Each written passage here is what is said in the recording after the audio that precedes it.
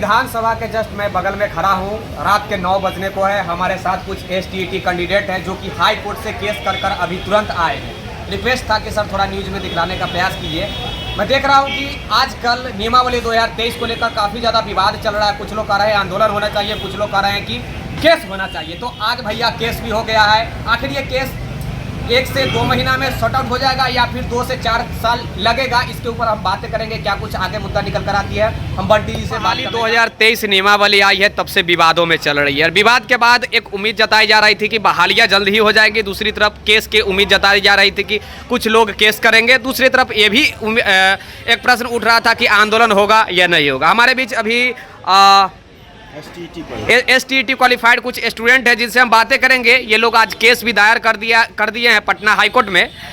कैसे क्या कुछ हुआ, क्या डिले हो सकता है, कितना समय लग सकता है, इसके बारे में बात करेंगे। बंटी जी हमारे साथ है, बंटी जी बात करेंगे।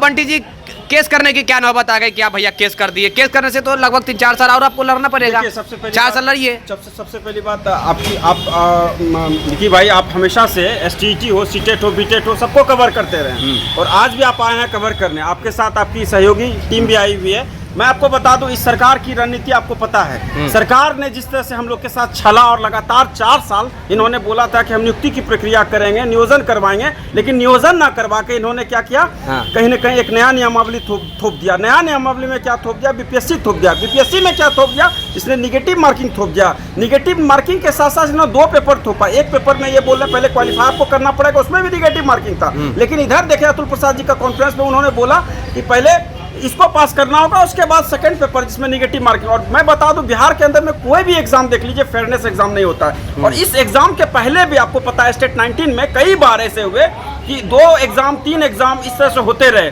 पहले 2 बार ऑफलाइन एग्जाम हुआ। 19 के विधानसभा इलेक्शन में जब स्टेट 19 का आया हुआ था, उसमें इन्होंने दो एग्जाम लिया। उसके बाद 2 एग्जाम लेने के बाद इसके बाद एक नया एग्जाम फिर 2020 जब विधानसभा का इलेक्शन प्रारंभ हुआ, उसके मिड पे सितंबर में इन्होंने एक ऑनलाइन एग्जाम लिया। उस एग्जामिनेशन को भी हम लोगों ने बाहर दूर से आकर, जो 250-200 किलोमीटर, खुद भागलपुर से आकर पटना में एग्जाम दिया। अच्छा बंटी जी, मैं एक प्रश्न ये पूछना चाह रहा हूँ आपसे, क्या केस से डिले नहीं होंगी, ये मैं पूछ रहा हूँ। देखिए सरकार, आप सरकार की नीति को आप समझिए। आप भी लगातार कहीं ना कहीं आवाज को बुलंद किए हैं। आपने हमेशा से CTET BTET के अभ्यर्थियों के साथ, STET के अभ्यर्थियों के साथ आवाज को आपने हमेशा हर मोड़ पे आपने उठाया है। आप इस बात को समझिए। आप जब जाते थे कवर करने के लिए, क्या कोई सरकार ने ये बात बोला था कि हम BPSC से एग्जाम लेंगे? कभी ये बोला था कि एक नया आयोग हम गठित करेंगे, नए प्रक्रिया में सारे अभ्यर्थी को धकेलेंगे? हमको एक बात बताइए, आप तो लगातार पटना में रहते हैं, पटना में कैंप करते हैं। कई सारे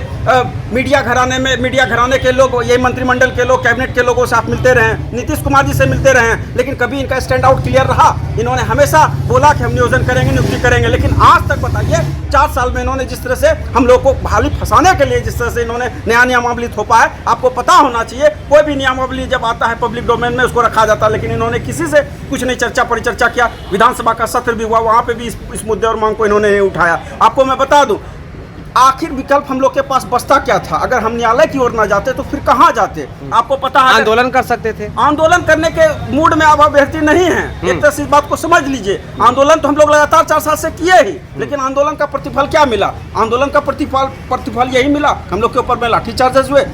यही सचिवालय थाना था। आपको पता है कि हमारे 4 साथी को 1 महीना 10 दिन के लिए जेल में रख दिया गया। आपको पता है कि सचिवालय में मैं घेराव कर रहा था, आगजनी हो रही थी, वहाँ पे मैं हॉस्पिटलाइज हो गया, मुंह से ब्लड मुझे आ गए। मैं जिंदगी और मौत से जूझ रहा था। वहाँ पे भी उन्होंने एक अपना ट्वीट कर दिया शिक्षा विभाग के उसमें जो वर्तमान जो मंत्री थे विजय कुमार चौधरी जी, के हम नियोजन करेंगे, नियुक्ति की प्रक्रिया करेंगे। 26 का लेटर 12 मार्च को इन्होंने साझा प्रेस कॉन्फ्रेंस करके बोला था सबकी नौकरी पक्की। और एक बात बताइए, 21 जून को फिर उन्होंने 3 सब्जेक्ट के साथ 106 विद्यार्थी के साथ पूरा रिजल्ट रिवाइज करता है, वहाँ से ये विवाद शुरू होता है। और 26 का इन्होंने लेटर दिया। मैंने कभी भी लेटर वेटर नहीं मांगा, मैंने कभी भी एग्जामिनेशन प्रक्रिया के बारे में नहीं मांगा। मैंने हमेशा मांगा कि नियुक्ति की प्रक्रिया प्रारंभ कीजिए, नियोजन की प्रक्रिया को प्रारंभ कीजिए। लेकिन इनका नीति और चाल और चरित्र को पकड़िए, इस सरकार के चाल और चरित्र को पकड़िए। नीतीश बाबू खुद सेंट्रलाइज नहीं है। आज 2007 से जो ये नियोजन कर रहे हैं, लगातार सरकार में थे। मैं पूछना चाहता हूँ, क्या नीतीश कुमार जी उस समय तक ये संज्ञान नहीं? 1 मिनट सर, एक प्रश्न। आपकी एज अभी कितनी हुई है? 38 साल हमारी एज हो गई है। 4 साल और इंतजार अब करना पड़ सकता है। एक बात बताइए, क्या लगता है कि बिहार सरकार ये बहाली 4 साल के अंदर में कर देगी? 4 साल तो ऑलरेडी, आज इलेक्शन के मुहाने पे क्या जरूरी पड़ गया बीपीएससी लाना?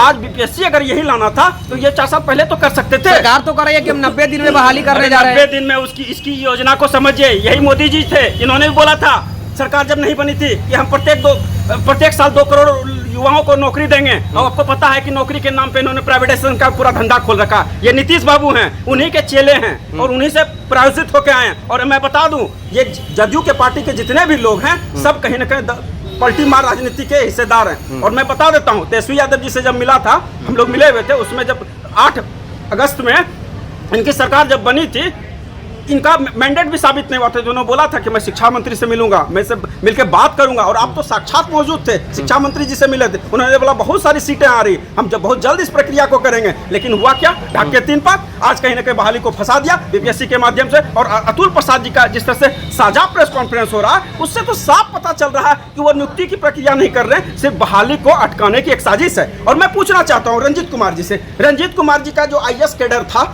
या जब यहाँ बिहार में आया हुआ था, जब वो प्राथमिक निदेशक थे, 26 का लेटर जारी हुआ था, आज क्यों उनको गुजरात कैडर भेजा गया? अपर मुख्य सचिव संजय कुमार को क्यों जाना पड़ा सेंट्रल? आज बीसीबी के अध्यक्ष आनंद किशोर के मुंह में टिप पॉइंट लग गया है, क्यों नहीं कुछ बोलते हैं?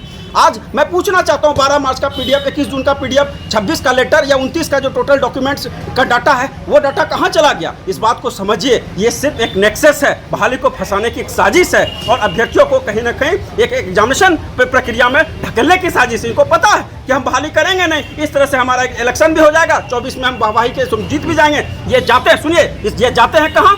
ये जाते हैं उड़ीसा, किससे मिलते हैं? नवीन पटनायक से। ये जाते हैं कहाँ? पश्चिम बंगाल, ममता बनर्जी से। ये जाते कहाँ हैं? यूपी। ये जाते कहाँ हैं? दिल्ली, राहुल गांधी से। अरे कभी बिहार के भी क्षेत्रों को भी घूमिए, बिहार के अभ्यर्थियों के दुख और दर्द को समझिए। लेकिन इनको तो दिखाई नहीं पड़ता, इनको तो राजनीति रोटी सेकना है ना, इनको तो पलटी मार राजनीति करना। राजनीति के तो सबसे बड़े कहीं ना कहीं एक तरह से कह लीजिए इंजीनियर है। इस बात को समझिए अतुल, ये पिकी भाई। और मैं आपको बता देता हूँ, हम लोग एक बात बताइएगा सर, जो अभी आपने केस किया उसमें खर्च काफी अच्छी आएगी, वकील कौन सा रखे, पहले ये बताइए, खर्च कितना लगभग आ रहा है? वकील हमने जो भी रखा है बहुत जेन्युइन वकील रखा है। अभी जो ये जातीय जनगणना करवा रहे थे, सबको पता था कि जातीय जनगणना का पूरा प्रक्रिया हो गया, लास्ट स्टेज में था, लेकिन जातीय जनगणना का क्या मिला रिजल्टेंट? तो समझ सकते हैं कि किनको हमने हायर किया है। और उस लेवल का हम हायर किए हैं। पूरा बजट का जो फंडिंग है वो अकेले मैं अपने दम पे उठाया हूँ। कुछ साथियों ने जरूर हल्का फल्का जो सहयोग किया है, जो उसमें कंडीशनर है, लेकिन इस बात को समझिए, इस लड़ाई को विकी भाई मैं छोड़ने वाला नहीं हूँ। इस लड़ाई को मैं आगे तक लेके जाऊंगा, क्योंकि इस सरकार की रणनीति और इस सरकार के कुठाराघात से हम सारे अभ्यर्थियों को, खास करके हम जैसे अभ्यर्थियों को बहुत ज्यादा धक्का लगा है। और मैं ये जो आपने केस किया है, इसमें आपका मेन टॉपिक क्या है, क्या क्या मुद्दा है? देखिए, मैं आपको बता दूं, इस केस में जो अब तक इन्होंने जो किया, नियमावली जो लाया है, जो नियोजित शिक्षक 2006 से इन्होंने 2006 का नियमावली, 8 का नियमावली, 12 का नियमावली, 12 का बिहार गजट, 19 का नोटिफिकेशन, 20 का जो नियमावली है सेंट्रल गवर्नमेंट का स्टेट गवर्नमेंट के साथ, 23 का जो अभी करंट नियमावली है, जो सीट वर्णित है, टोटल का मैंने डोजियर लगाया है। मैं आपको बता दूं, 26 का लेटर, 12 मार्च का रिजल्ट का लेटर, 21 जून का रिजल्ट का लेटर, मैंने सारा डॉक्यूमेंट एक क्या उम्मीद है कि नियमावली रद्द कर पाएंगे आप? 100% रद्द की जहां तक बात है, इनको पहले तो ये हर चीज का जवाब दे। और आज कहीं ना कहीं डॉक्यूमेंटेशन चला गया, बिहार बीपीएससी को चला गया, सचिवालय विभाग को चला गया, बिहार सरकार को चला गया। इनको जवाब देना होगा। आज मैंने ई फाइलिंग कर दिया है, टोकन नंबर भी आ जाएगा, और कल हो सकता है कि इसका केस का मेंशनिंग चढ़ जाएगा। मैं आपको बता रहा हूं, मैं आज 6 दिन से लगातार पटना के अंदर में कैंप किया हुआ था। इसलिए कैंप किया हुआ था, इस सरकार की जो कहीं ना कहीं कह ली कि दोहरी नहीं तहरी नीति थी, इसी नीति के खिलाफ में हमको आवाज उठाना पड़ा विकी भाई। और मैं आपको बता दूं, आप तो लगातार कवर किए, जो प्राथमिक के बाद उच्च प्राथमिक का सीट था, वो सीट कहां चला गया?